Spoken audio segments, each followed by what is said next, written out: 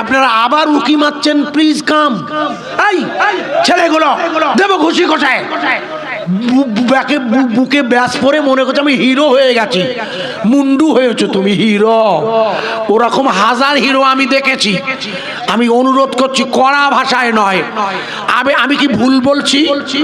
আরে আপনারা না এলেও আমার যা আসে না। যা আসে কি না, আমার যা আসে। এটা দ্বীনি মাজমা চলছে।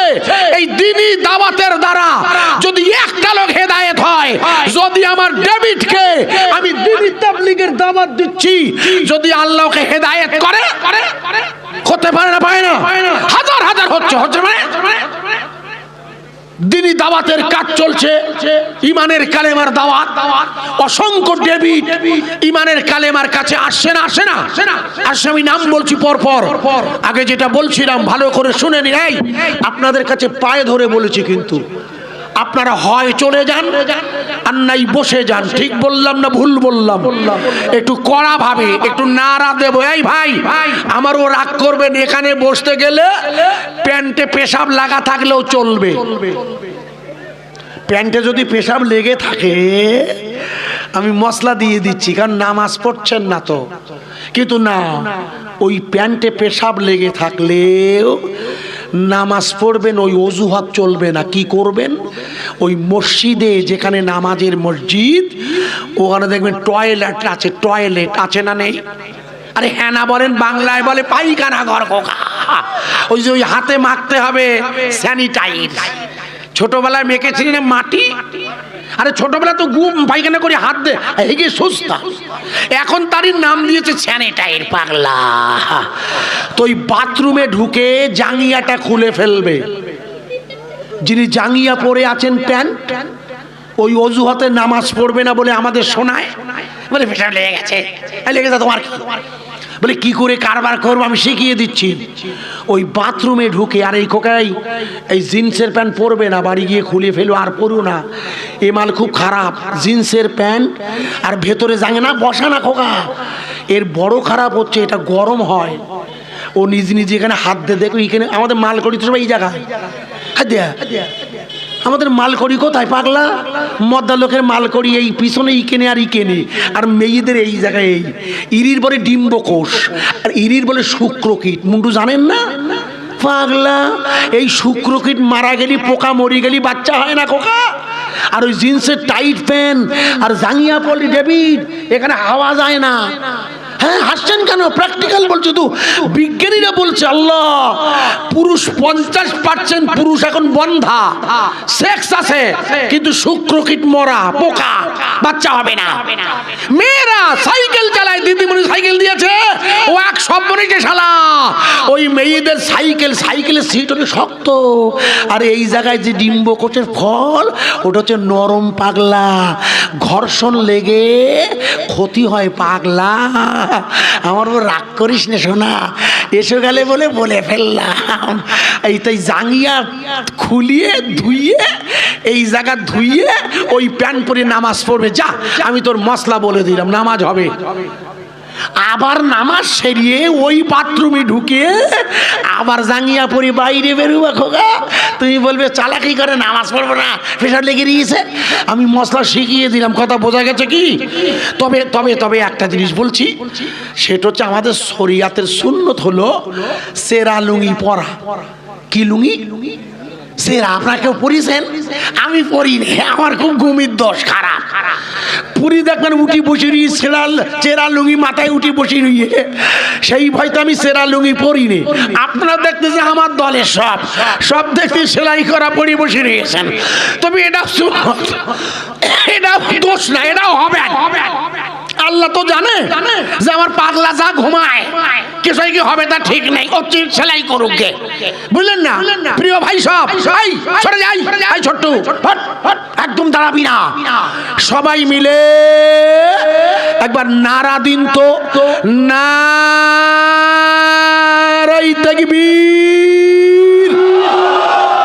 আর একটু জোরে হবে না? নারায়ে তাকবীর। দিন ইসলাম, দিন ইসলাম। জোরে বলবেন জিন্দাবাদ, জিন্দাবাদ। দিন ইসলাম, দিন ইসলাম। আরে জোরে বলুন দিন ইসলাম, দিন ইসলাম।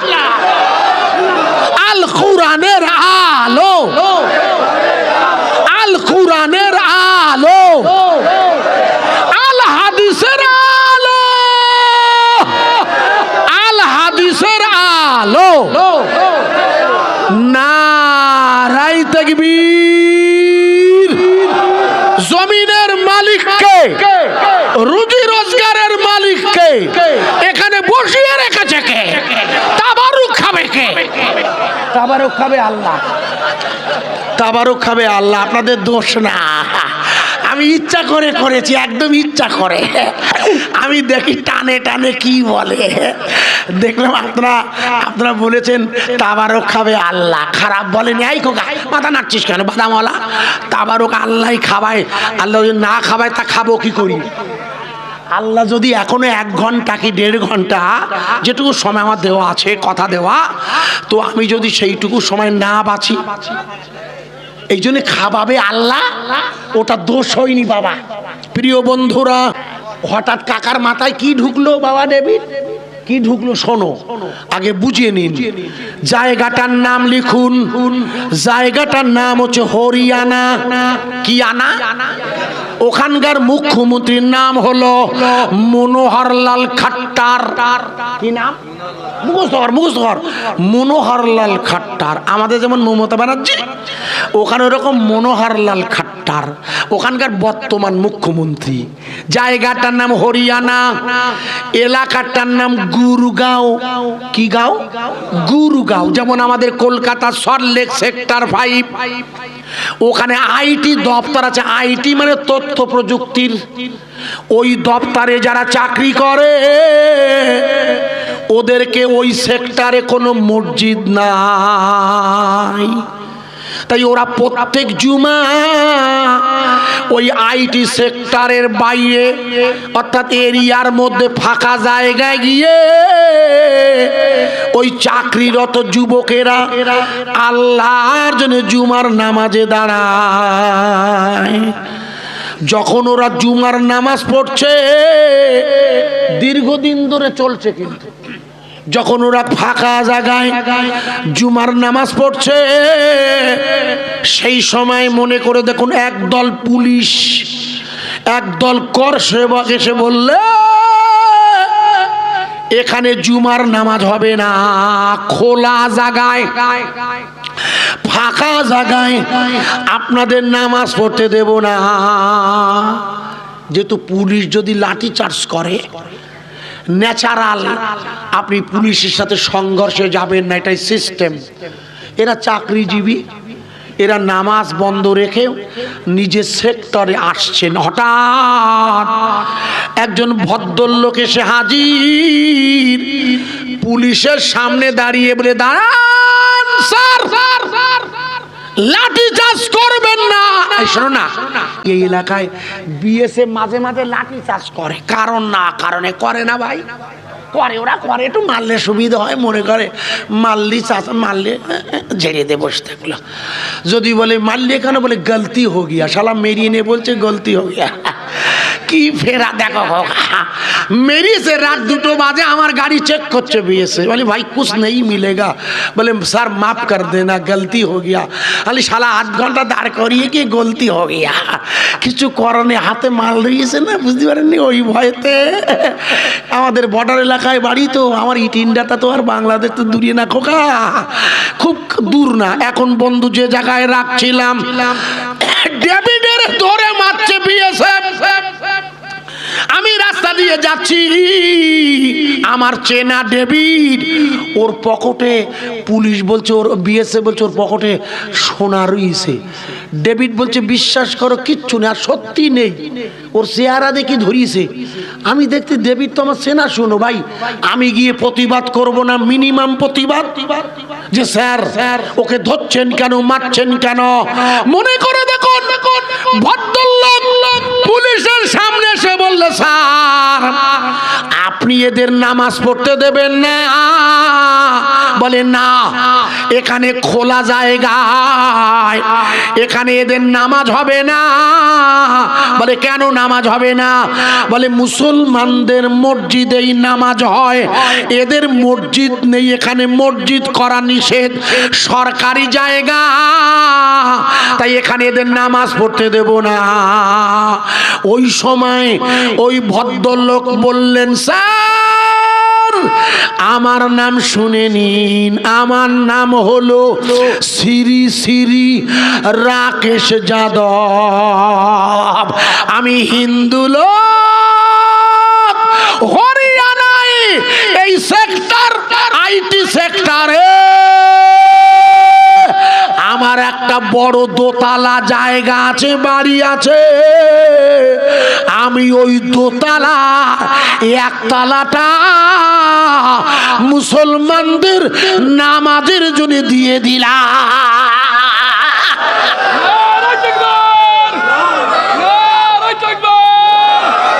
আরে জোরে বলবেন না,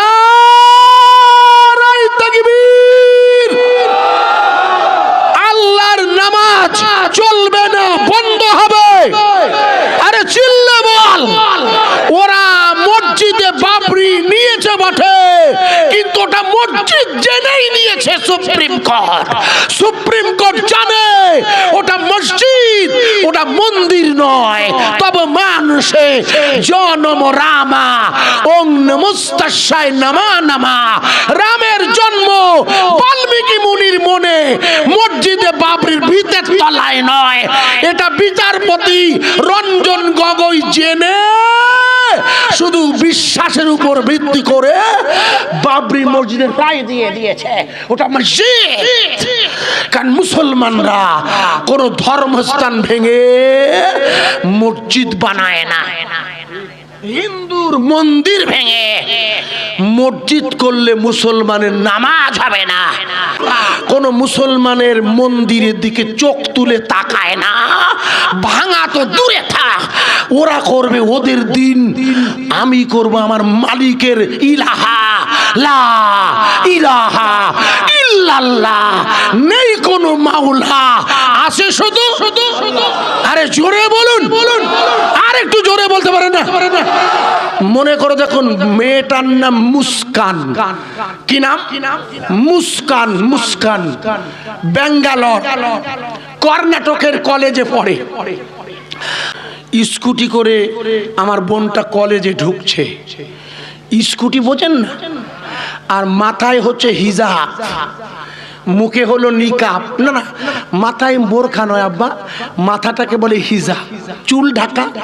এই শোনো শোনো, এই আমার ডেভিড, এই চুল জানো, একটু সরে যান না। চুল, এই চুল কেন ঢাকতে হয় জানো? তোমার সীতামার চুল ঢাকতে বলেছিল রাম। রাম বলে, সীতা তুমি তোমার চুল ঢেকে থাকবে, তোমার চুল। কারণ চুল, নারীর চুল খোলা পুরুষের সেক্স উন্মোদনা ঘটায়। আমার কথা বোঝা, রাগ করবেন না। পুরুষের শরীরের মধ্যে উত্তেজনা সৃষ্টি করে নারীর কেশ দেখলে, এটা বিজ্ঞানীরা বলেছেন, শরীরের ফিজিক্যালি। এই জন্য ইসলাম মেয়ের চুল ঢাকতে বলেছে। কথা বোঝা যাচ্ছে কি? এই চুল ঢাকনার নাম হচ্ছে হিজাব। আমার সীতামায়ের মাথায় ঢাকা ছিল গুলো, জানো না? দেখবে বাড়ি গিয়ে রামায়ণ দেখবে বাবা, তোমরা পড়ো না তাই বাবা, আর তোমাদের উল্টো পাল্টা বোঝায় ওরা। শুনে নাও, তো এই মাথা ঢাকার নাম হিজাব, আর এই জায়গাটা ঢাকার নাম নিকাব। বোঝা যাচ্ছে আব্বা? আর গোটা শরীর ঢাকার নাম বোরকা। মনে কথা কোন, আপনি মনে কথা কোন, সীতামাকে যখন লক্ষণ বললে, দিদি বৌদি আপনি যেন গন্ডির বাইরে যাবেন না, গন্ডি বলেছিল না? সেই সময় রাবণ এসেছিল, মনে করে দেখুন। রাবণ ছদ্মবেশে আসছে, লক্ষণ বলে গিয়েছিল, দিদি অর্থাৎ বৌদি, মা আপনি গন্ডির বাইরে যাবেন। গন্ডি মানে হলো পর্দা। নারী একটি নির্দিষ্ট পর্দার ভিতর অবস্থান করবে, ওকে আরবিতে বলে হিজাব, একে বলে নিকাব, একে বলে বোরকা। আব্বাজান মনে করে দেখুন, আপনাদের মনে নেই, মনে করিয়ে দিচ্ছি। মনে করে দেখুন, করোনার সময় ওই ডাক্তারবাবুদের কাছে গিয়ে, যারা গেছে আল্লাহ যেন কারণ না হানে যায়, গিয়ে দেখবেন ডাক্তারবাবুগুলো মদ্দানা মেয়ে চেনা যায় না। আরে হ্যাঁ না বলুন? মদ্দানা মেয়ে মানে মাথা সবুজ, এখান থেকে সবুজ, এটাও সবুজ, এরে বলে অ্যাপ্রান। নিচেটাকে আপনারা জানেন না? আচ্ছা, অত আমি বোঝাতে গেলে ভাবো না। তার মানে ও সব ঢাকা, মদ্দা নামিয়ে চেনা যায় না। ও খোকা, এই ডাক্তার বাবুরা করোনার সময় সব ঢেকে রেখেছে, তাতে দোষ যায় না। আর আমার বোনটা মুস্কান, ও কলেজে যাবে, ও মাথায় হিজাব পরেছে। একদল যুবক ছেলে ওই কলেজের মধ্যে ক্যাম্প আছে, সংখ্যায় তারা ছিল 40 জন। তারা চিৎকার করে বলছে জয় শ্রীরাম, জয় শ্রীরাম, জয় শ্রীরাম। 1000 বার বলবে, তাতে আমার কোনো যায় আসে না। আমার বোন শুধু একবার ঘুরে দাঁড়িয়ে ওই 40 জনের মোকাবিলায় একাই চিৎকার করে বললে আল্লাহু আকবার। বলেছো না বলেনি?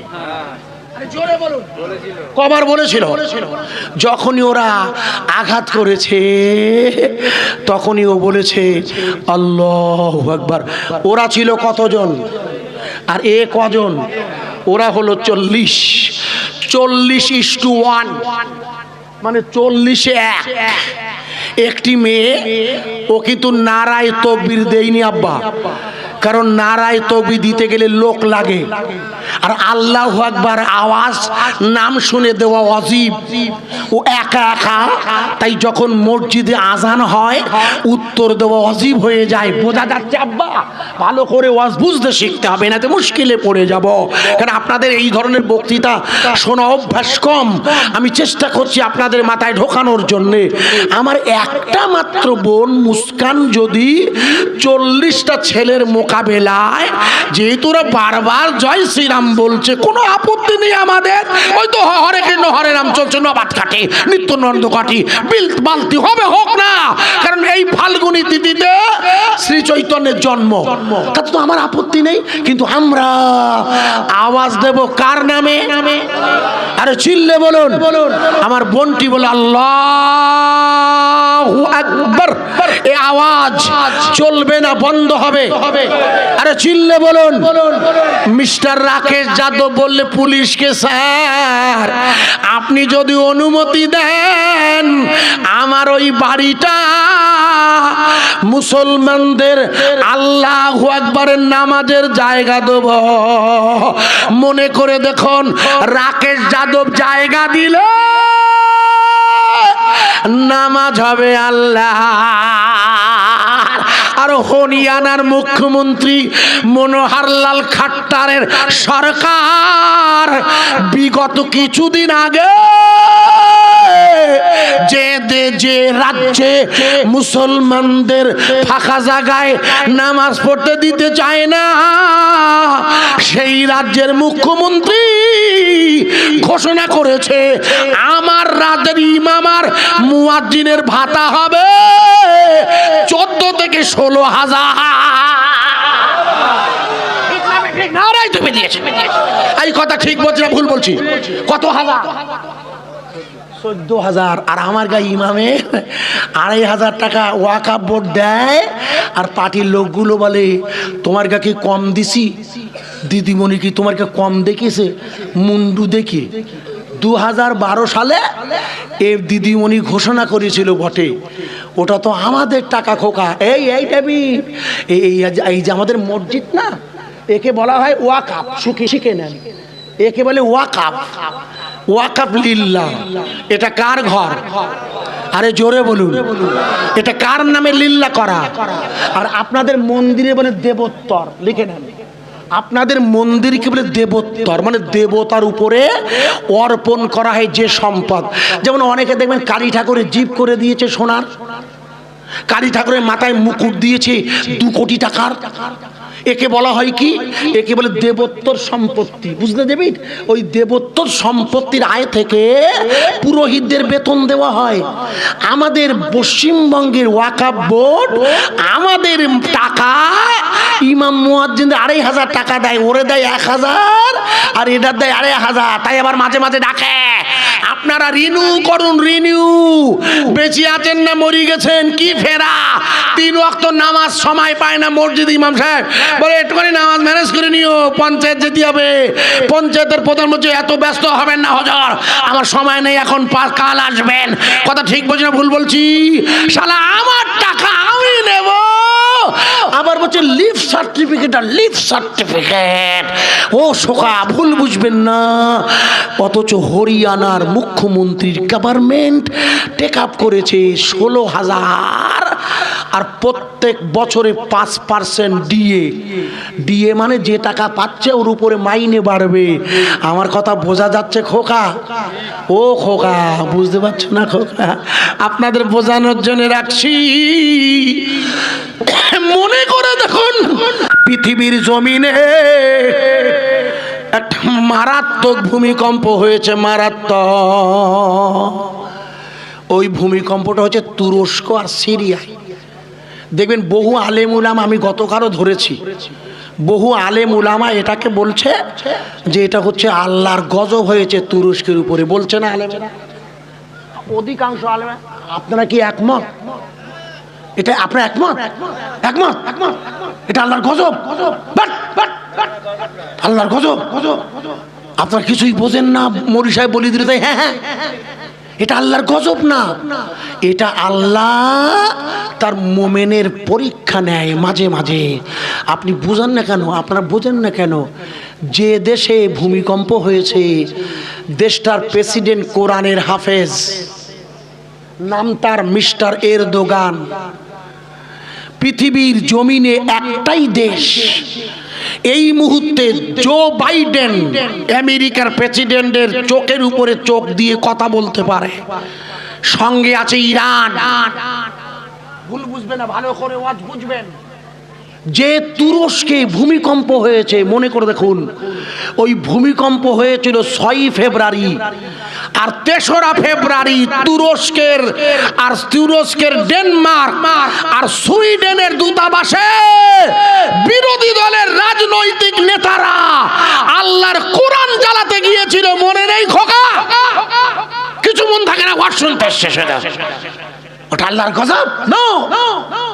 ওয়ালা নাবলুওয়ান্নাকুম বিশাইয়্যিম মিনাল খাউফি ওয়ালা নাবলু। কোরআন জিজ্ঞেস করুন, আজ যদি বাজে ওয়াজ করে না, গজব আলাদা। গজব নিশ্চয়ই আল্লাহ তার বান্দার জন্য দেন, আর সেই গজবটা মূলত হয় বান্দার জন্য আল্লাহর তরফের পরীক্ষা।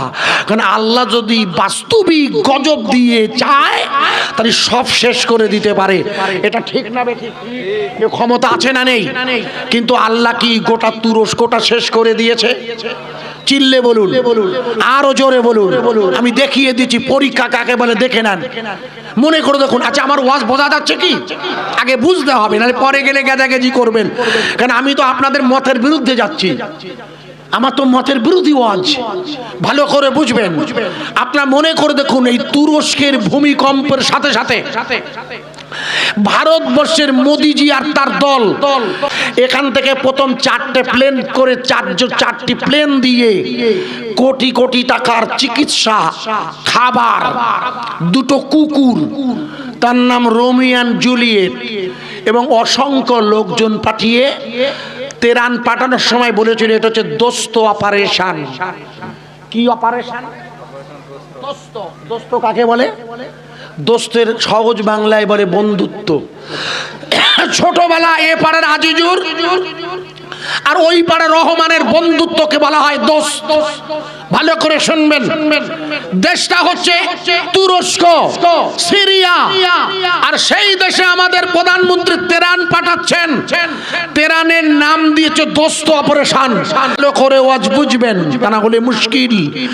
এই অপারেশনে যারা গেছেন, অপারেশনে যারা গেছে প্লেনে, লিখে নিন। এদের মধ্যে 2জনের নাম শুনেনি আমার কাছে, কখনো শোনেননি। আমি বলে দিয়ে যাচ্ছি, আলেমেরা সেটা আবার নকল করবে, করুকগে। আমি প্রথম বলছি, লিখুন। ভদ্রলোকের নাম হচ্ছে শ্রী শ্রী দীপক তলোয়ার। আর একটি মেয়ের নাম শুনুন, যারা ত্রাণ কাজ সেরে ভারতে ফিরে এসেছে। একটি মেয়ের নাম মুখস্থ করেন, সুষমা যাদব। মনে থাকবে নাম দুটো। এরা প্লেনে করে ত্রাণ কাজ সেরে গভর্নমেন্টের নির্দেশে ফিরে এসেছে। প্রধানমন্ত্রী মোদিজির সাথে সাক্ষাৎ করেছেন। গোটা বিশ্বের মিডিয়া এদের প্রশ্ন করছে, আপনারা ওখানে গিয়ে কি দেখলেন? আমার ওয়াজ বোঝা যাচ্ছে কি এবার? কারণ যারা প্র্যাকটিক্যাল দেখেছে আমি তাদের কথা শুনবো, না মলি সাহেব এখানে বসে ইজা জুলজিলাতিল আরদু জিলজালাহা ফাটাচ্ছ? আরে ও জিলজালা তো ও ভূমিকম্প, কিয়ামতের ভূমিকম্প আলাদা। আরে হ্যাঁ না বলুন, ঠিক বলছো কিনা? ও তো কিয়ামতের প্রলয়। আরে ওয়াজ বোঝা যাচ্ছে কি? হ্যাঁ না বলুন। ও তো ইজা জুলজিলাতিল আরদু জিলজালাহা ওয়া আখরাজাতিল আরদু আসকালাহা ওয়া ক্বালাল ইনসানু মালাহা।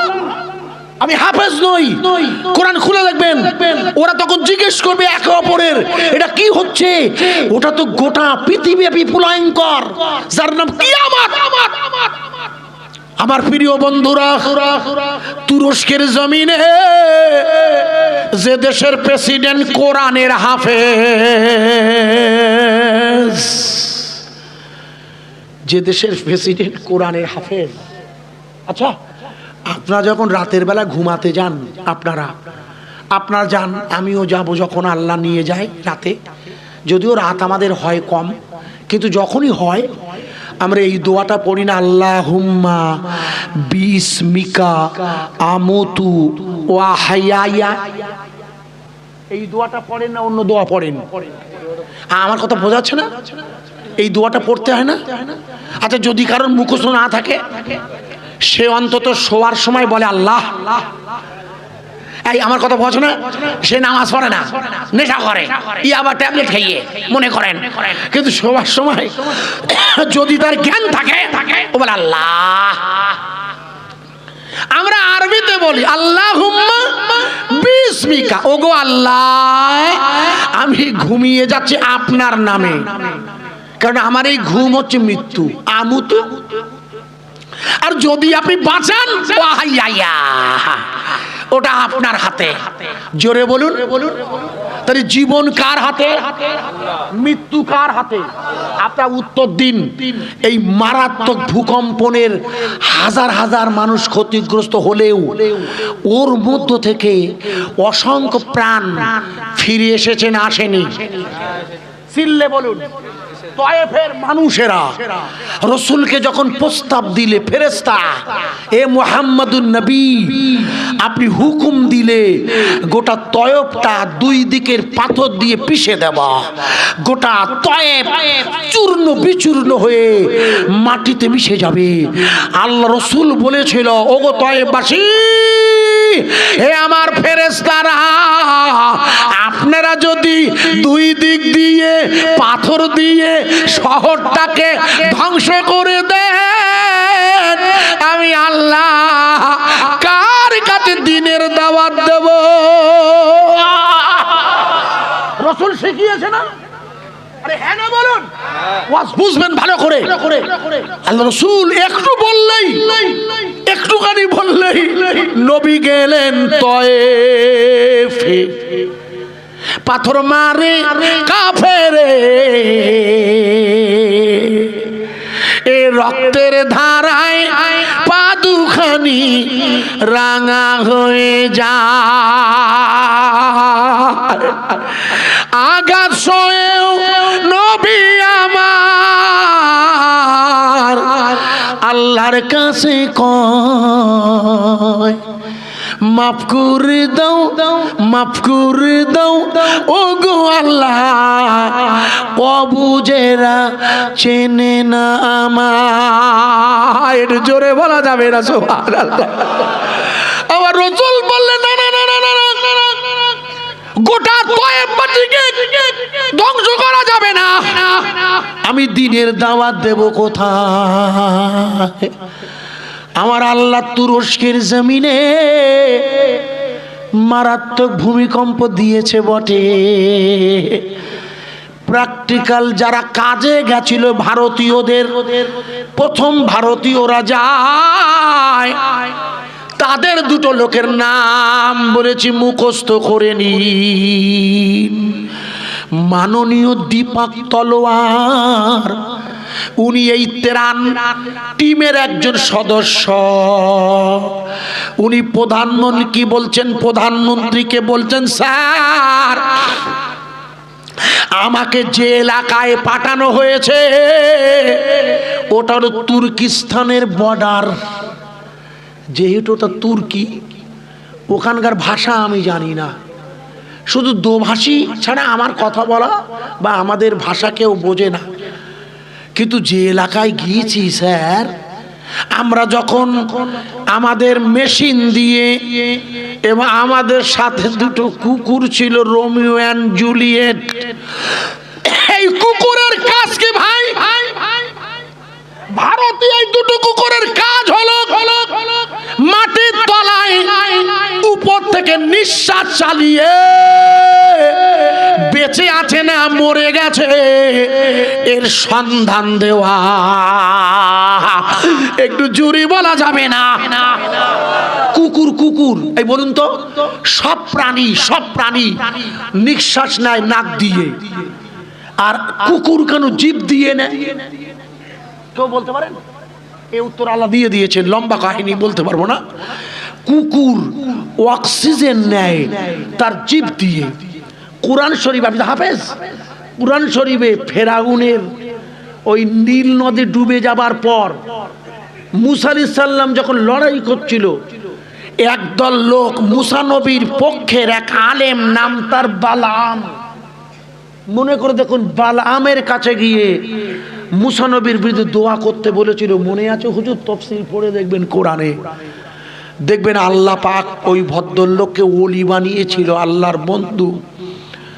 কিন্তু মুসা নবীর বিরুদ্ধে দোয়া করতে বলেছিল ওনার স্ত্রী অর্থের বিনিময়ে।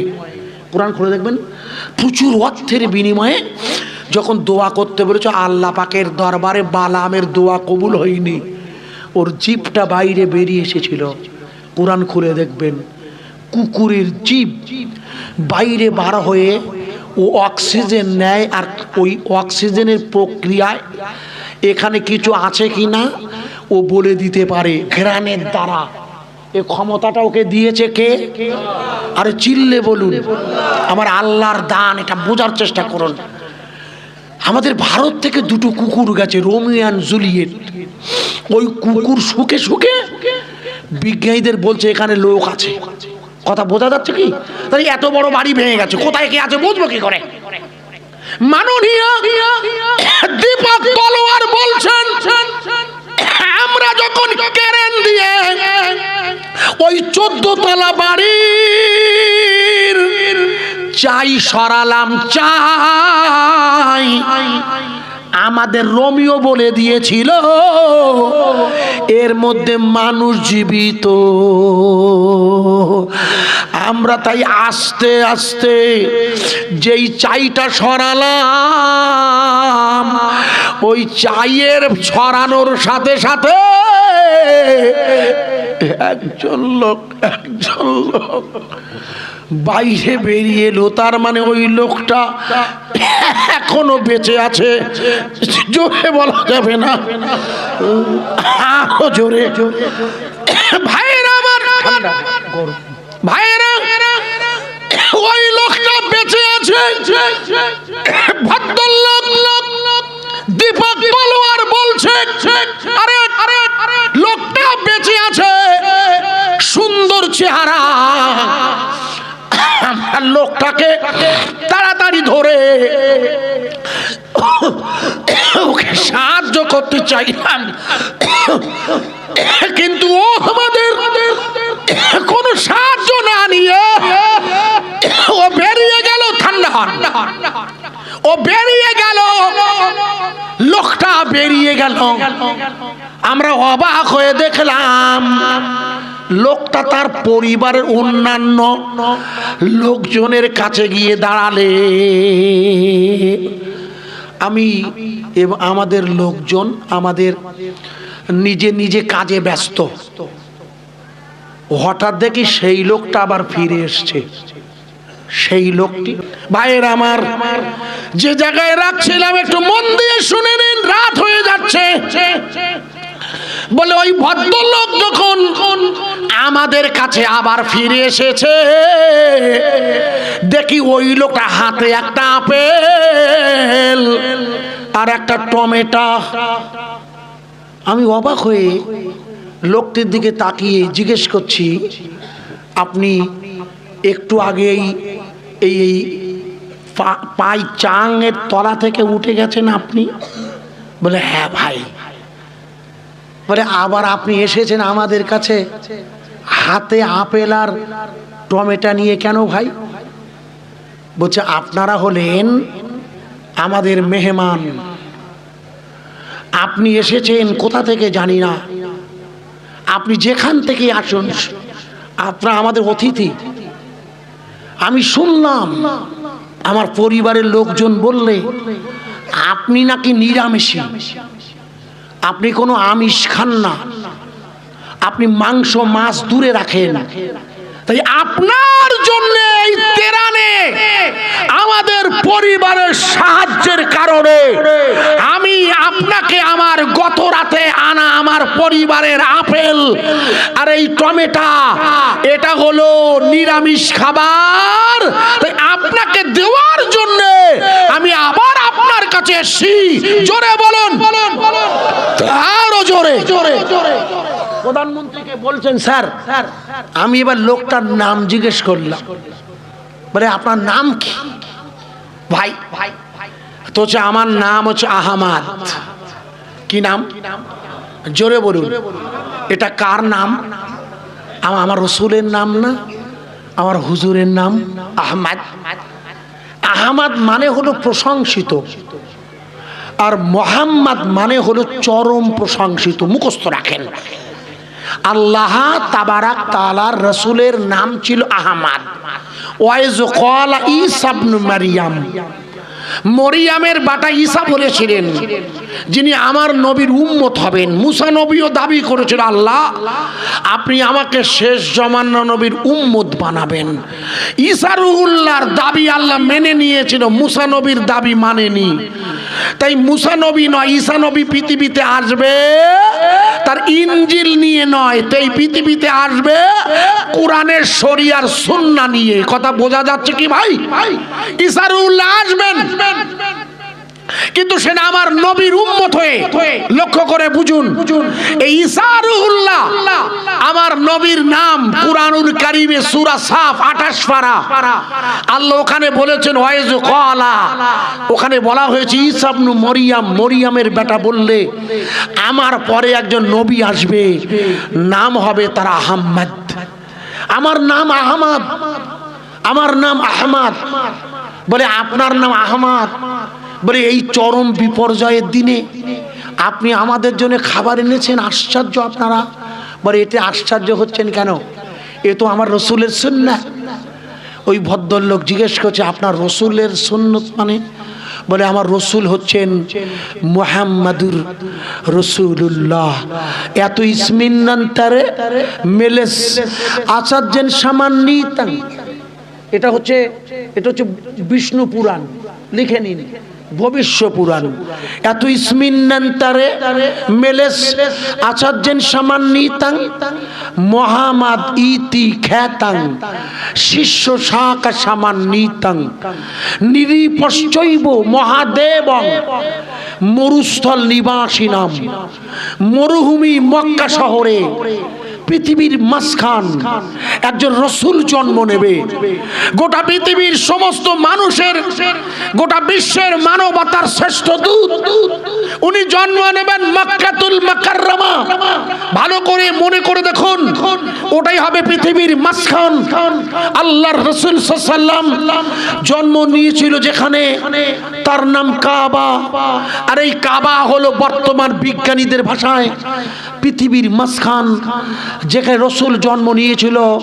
মনে করে দেখুন 570 খ্রিস্টাব্দের 12ই রবিউল আউয়াল গোটা বিশ্বকে চমকে দিয়ে হযরতে আব্দুল মুত্তালিব বলেছিল, আব্দুল মুত্তালিব যেদিন আমার নাতি ছেলে জন্ম নেবে যেদিন আমার মুহাম্মদ জন্ম নেবে, আমি দূর থেকে দেখছি কাবায় দাঁড়িয়ে, আকাশ থেকে কে বা কারা চিৎকার করে বলছে, ওগো ওগো আমেনা, তোমার একটা ছেলে হবে, তুমি তার নাম রাখবে আহমদ। ওগো ওগো আব্দুল মুত্তালিব, তোমার একটা নাতি হবে, তুমি তার নাম রাখবে মুহাম্মদ। মুহাম্মদ হযরতে আব্দুল মুত্তালিব বর্ণনা করেছে, যেদিন আমার নাতি ছেলে হবে, আমার আব্দুল্লাহর ছেলে হবে, আমি নিজের চোখে লক্ষ্য করে দেখি আল্লাহর কাবা, ওই আল্লাহর কাবা ইব্রাহিম নবীর মাকামে ইব্রাহিমের উপর দিয়ে ওই আমেনার ঘরের দিকে সেজদা দিচ্ছে। জোরে বলো